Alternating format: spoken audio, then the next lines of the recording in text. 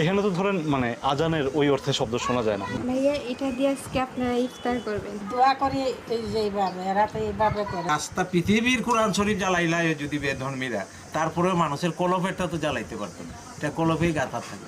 এটা কি অনেক কষ্ট হয়ে যায় না এই যে পাহাড় বাইতে রাইতে? রোজা তো হয়েছে, এটা আপনার খরচ রোজা আল্লাহ লাগে আপনার ট্যাক্স স্বীকার করাই লাগবে। মানে ওরা খ্রিস্টান যে এটা আমি বুঝি না, কিন্তু আমি বড় যারা আছে সবাইকে আমি সালাম করে আসি, সবাই মানে আমাকে সালামি দেয়। বাহ।